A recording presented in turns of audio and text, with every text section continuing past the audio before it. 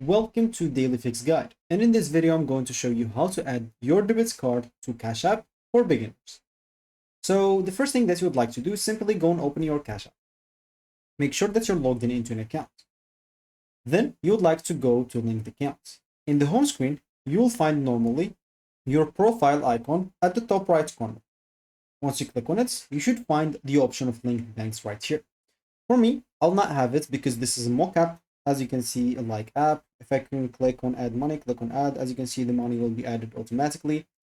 As you can see, it's powered by something. It's a mocap app to just like simulate what happens normally on Cash App because it's not available yet in my country. But for you, you will have, as you said, to go to the profile. Here you should find linked accounts. Just go or linked banks. Just go and click on it and tap add your debit card.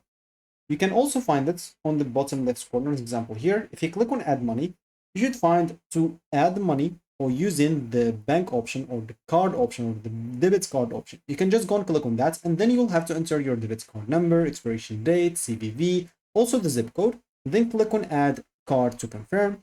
Then Cash App may ask you to verify your card with your card with your bank. So follow up the on-screen steps. Sometimes it's just a quick confirmation. And yeah, your debit card will be linked totally to your Cash App. You can add money, withdraw money, or pay directly with it if you want to, and you should be good to go. So that should be it for me in this video. Thank you for watching and goodbye.